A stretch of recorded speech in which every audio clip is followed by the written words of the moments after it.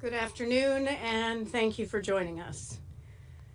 Next week marks 1 year since the striking of the Dali container ship with the Francis Scott Key Bridge in Baltimore. The bridge subsequently collapsed into the Patapsco River, killing 6 construction crew members and injuring another, as well as 1 person on board the vessel. I want to once again extend our deepest sympathies to those who lost loved ones or were injured in this terrible tragedy.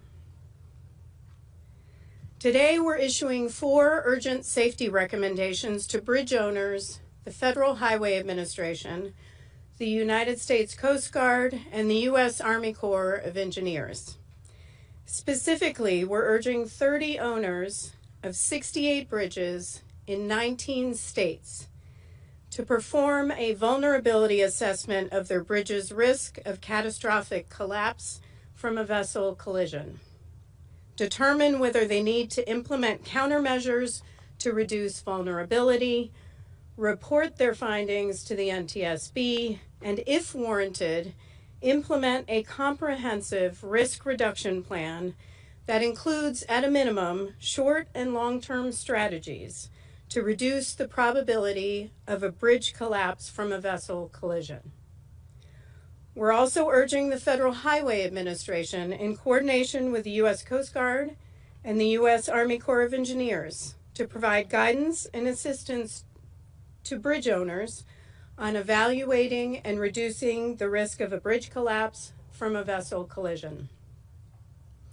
As part of our investigation, we completed a vulnerability assessment of the Francis Scott Key Bridge ourselves to determine how susceptible it was to collapse from a vessel collision, taking into account engineering and shipping advances since the Key Bridge first opened in 1977.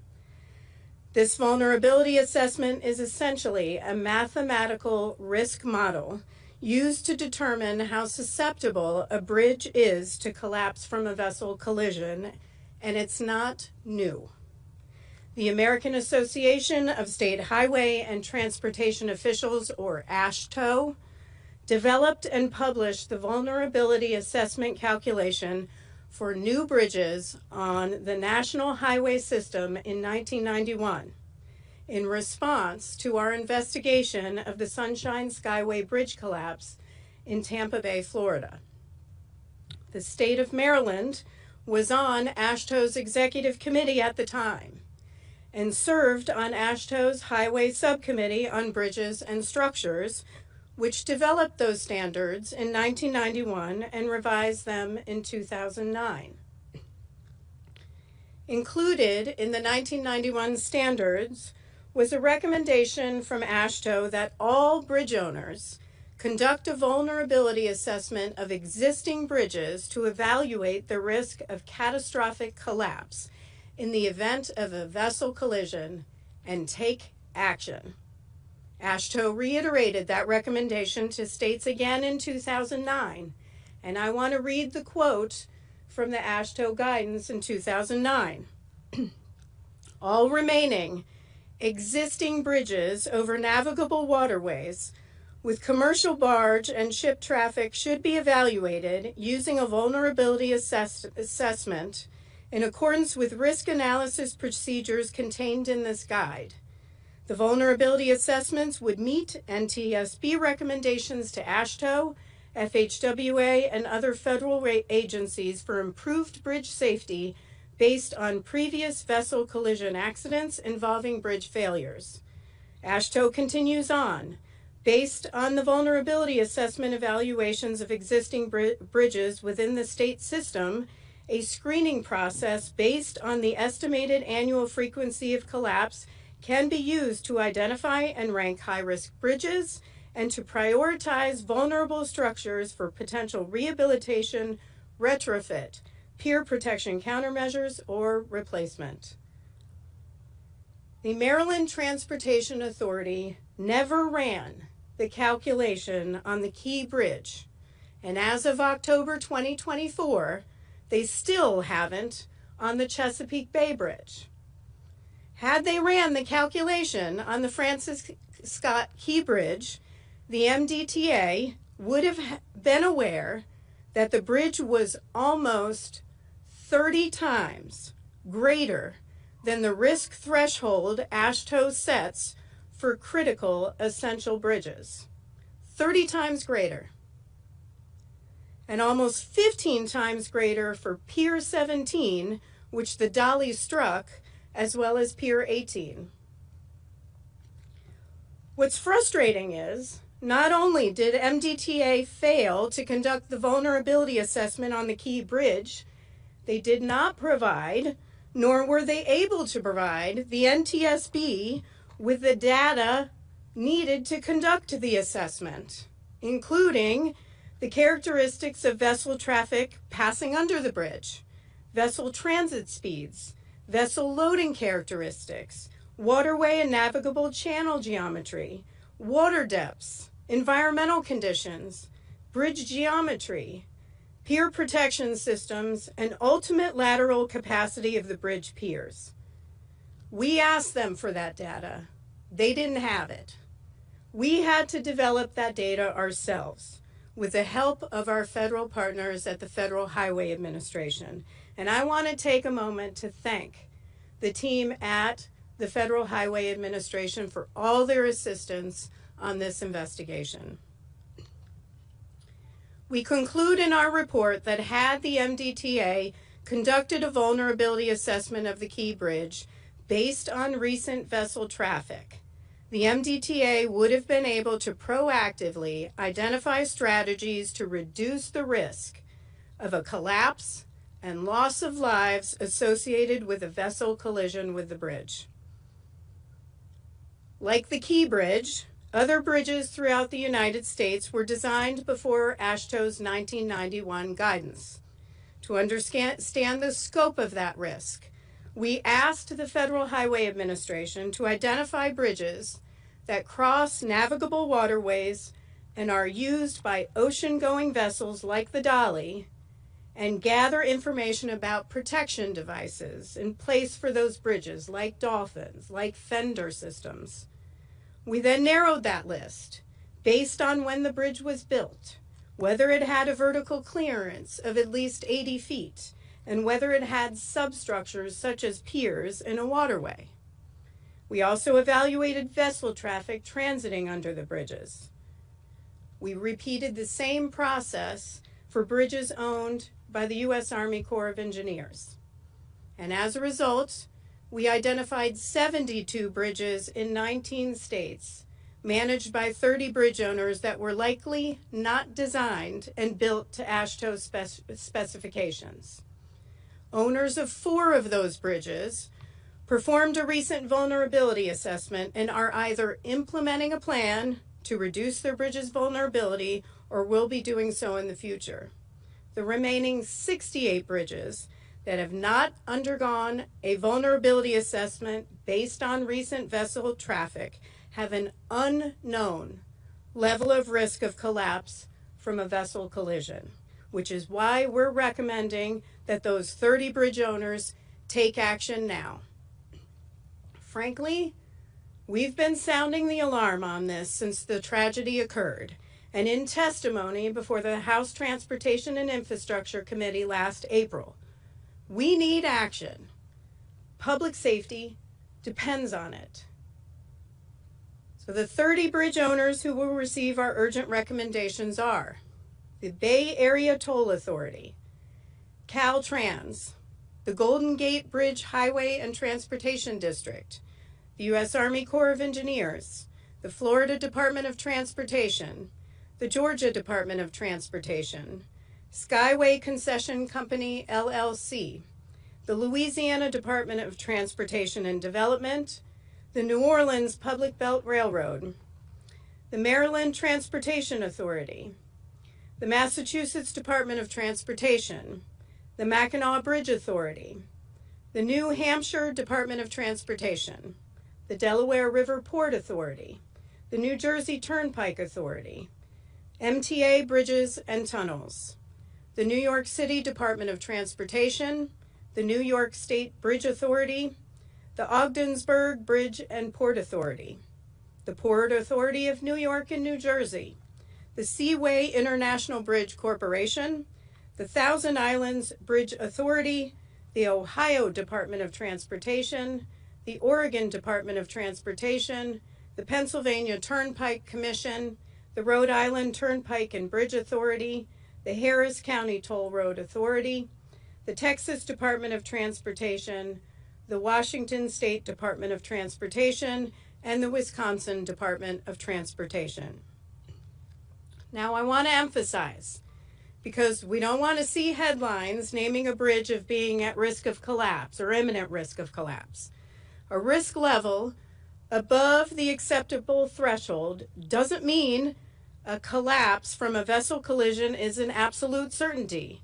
Likewise, a bridge design with a risk level below the acceptable threshold doesn't guarantee that a collapse from a vessel collision won't occur. What we are telling bridge owners is that they need to know the risk and determine what actions they need to take to ensure safety. Again, I want to reiterate our exact findings today and all 4 urgent safety recommendations verbatim. For finding number 1, had the Maryland Transportation Authority conducted a vulnerability assessment of the Francis Scott Key Bridge based on recent vessel traffic, as recommended by the 1991 and 2009 American Association of State Highway and Transportation Officials Guide Specifications, the MDTA would have been aware that this critical essential bridge was above the AASHTO threshold of risk for catastrophic collapse from a vessel collision when the Dali collision occurred. Finding number 2, had the Maryland Transportation Authority conducted a vulnerability assessment of the Francis Scott Key Bridge using the American Association of State Highway and Transportation Officials Method 2 vulnerability assessment calculation, the MDTA would have had information to proactively identify strategies to reduce the risk of a collapse and loss of lives associated with a vessel collision with the bridge. Finding number 3, the 30 owners of 68 bridges over navigable waterways frequented by ocean-going vessels are likely unaware of their bridge's risk of catastrophic collapse from a vessel collision and the potential need to implement countermeasures to reduce the bridge's vulnerability. Urgent Recommendation 1 to the Federal Highway Administration. In coordination with the U.S. Coast Guard and U.S. Army Corps of Engineers, establish an interdisciplinary team, including representatives from the Federal Highway Administration, U.S. Coast Guard, and U.S. Army Corps of Engineers, and provide guidance and assistance to bridge owners on evaluating and reducing the risk of a bridge collapse from a vessel collision. Urgent Recommendation number 2.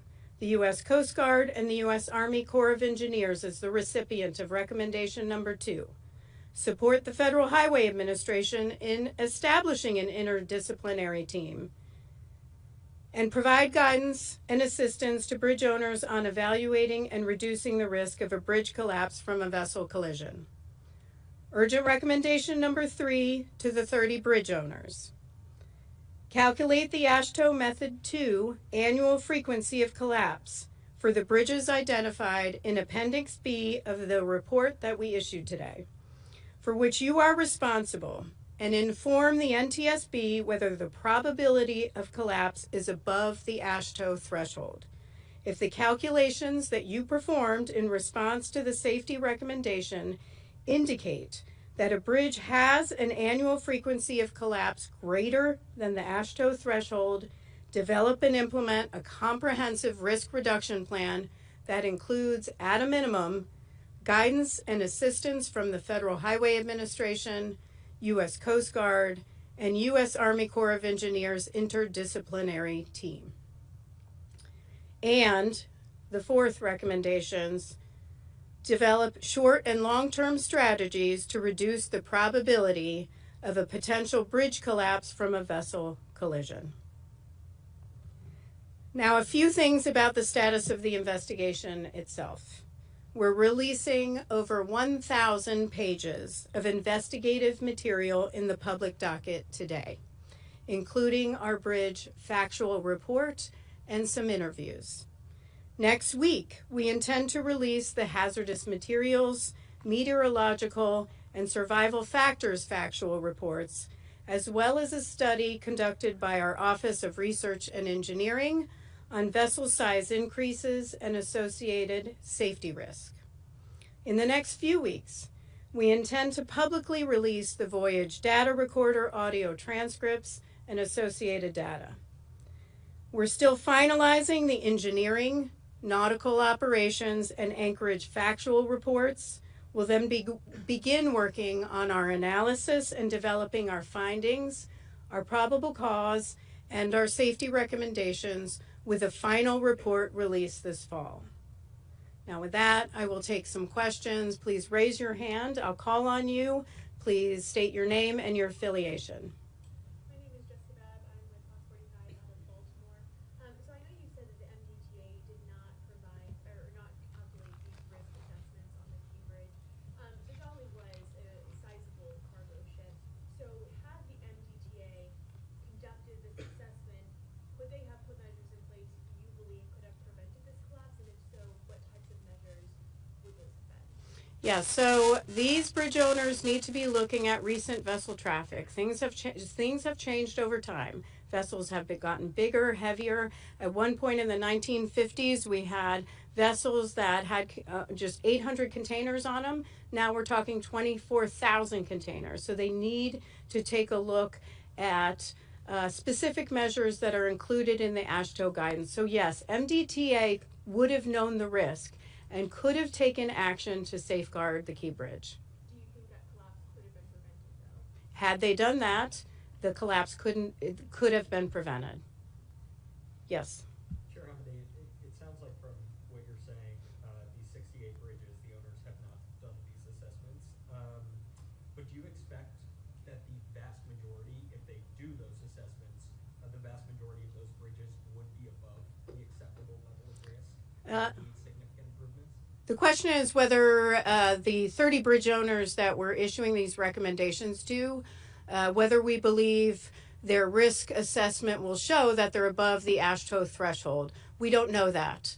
That is something that this is why we are urging those bridge owners to take action. We're hoping it's very few, but we don't know that at this time. We believe they don't know that, and they need to determine what their risk is and start to put in those protective measures if warranted. One thing I do want, back to your question on could they have taken action, would have prevented it, this is not new. They could have been evaluated, MDTA could have done this evaluation numerous times over the past several decades. It was recommended by AASHTO in 1991. It was recommended by AASHTO in 2009. They were part of that subcommittee in issuing those recommendations, and they especially should have looked at the change in vessel traffic, certainly after the 2016 expansion of the Panama Canal. Yes? Thank you for taking my question. Phil Yakubowski from WBAL Radio in Baltimore. You talked about the process that they should have done these assessments. Were there warning letters sent to them? Can you talk about that? How did you keep tabs that this was not being done? So the question is the vulnerability assessments and how MDTA had not done these vulnerability assessments. It was a recommendation from AASHTO in 1991 and again in 2009. As part of our investigation, we asked, had you done these this vulnerability assessment on the Key Bridge? The answer was no. We then asked, are you doing this vulnerability assessment on the Chesapeake Bay Bridge? The answer is no. They have not. Yes, sir. You're making these recommendations. How do you follow up on them? Oh, I'm sorry. I'm Alan Eder from WTOP here in Washington. Thank you, Al. You've made these recommendations. What does the follow-up look like? How can you ensure that these measures take place? The question is on the follow-up and urgent recommendations. When we issue urgent recommendations, we are saying There is a safety deficiency here, a potential safety risk, and you need to take immediate action. So we will follow up with all of the bridge owners.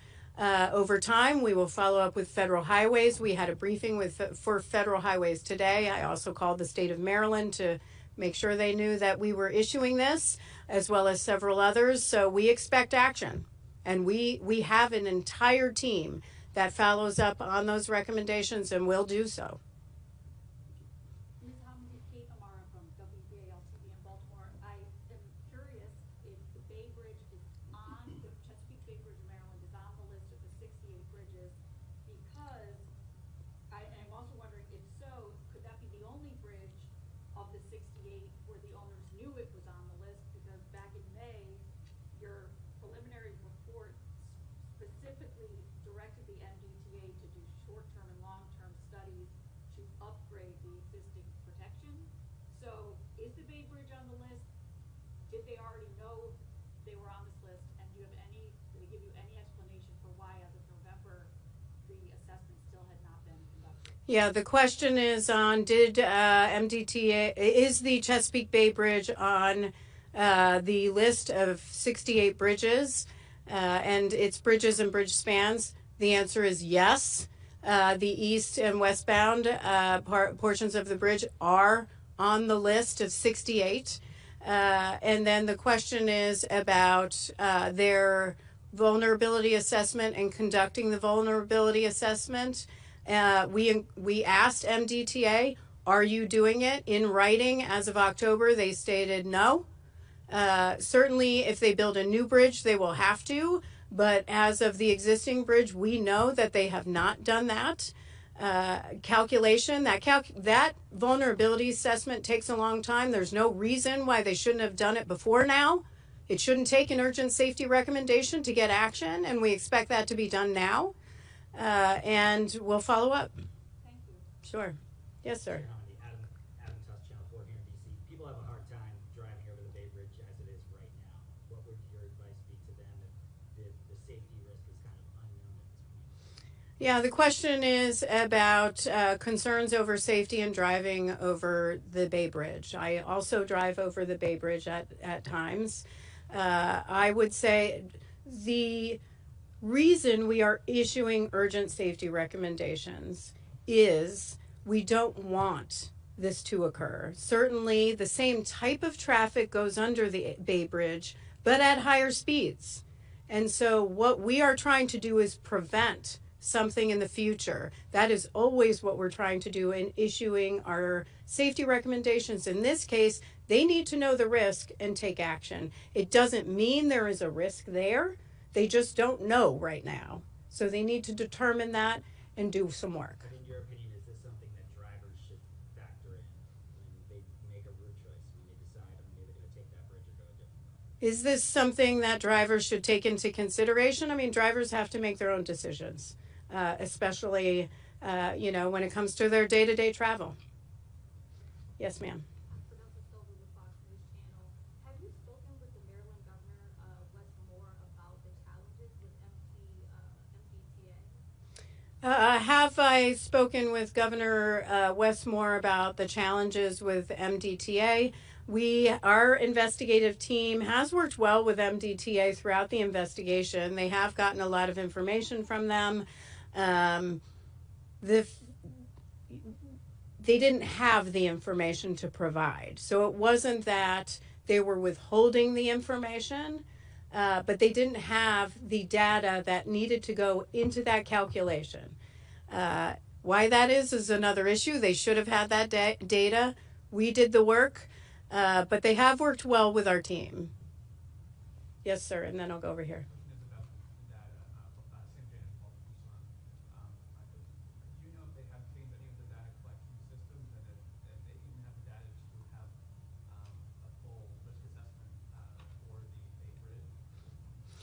Does MDTA have the data to do a full risk assessment of the Chesapeake Bay Bridge? They've certainly had enough notice to go ahead and get that data together.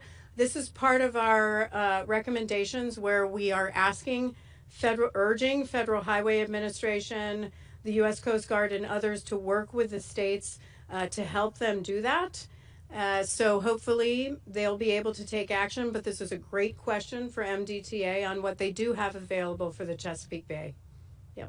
Elizabeth Worthington from WAR 2 News in Baltimore. So you testified last spring in the Senate that after that Sunshine Skyway Bridge collapse, the NTSB recommended to the Coast Guard to evaluate pier protection systems in the context of the shipping traffic those bridges see, but that was never done because the Coast Guard said at the time didn't have the authority. Do they have the authority, and are they doing that now? And that testimony was before House Transportation and Infrastructure Committee. Their authority, I think, I don't know the answer to their authority. We will get back to you on that. They did not have the authority at the time. Federal Highways Administration also currently doesn't have the authority to mandate that risk assessment and those changes for those older bridges prior to 1991. But what I did testify to at that time is that bridge owners need to take action now and not wait. 2 more questions? And then, yeah. So, kind of two questions. Like, were you surprised by these numbers? And then also, just to get at this, why are the assessments so important?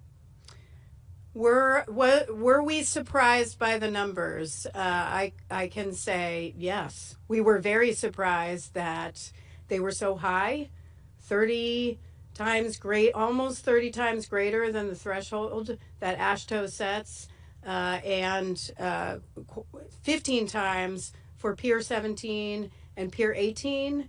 That was a surprise to all of us. But, it's something that MDTA could have known and should have known. And why is it more important, you asked? It's important to understand risk so that you can take action now, implement short-term and long-term strategies to ensure public safety. Last question. So we actually asked MBTA over the summer when we were doing a story for the AASHTO frequency of collapse calculations, and MBTA replied, this is a direct quote from them, this specification on analysis for pier protection is used only when designing a new structure to determine if / where pier protection is needed. Were they wrong on that? They might want to, there was a quote somebody read about a response on pier protection and about how it applies to new bridges. That 1991, they might want to read their own guidance. They were on the AASHTO Executive Committee in 1991, and they were on the subcommittee that developed the 1991 guidance and the 2009 update. It says very clearly on page 3, you should do the same calculation and risk assessment and put protective measures in place for your existing bridges before this guidance came out. So there's no excuse. Thank you so much.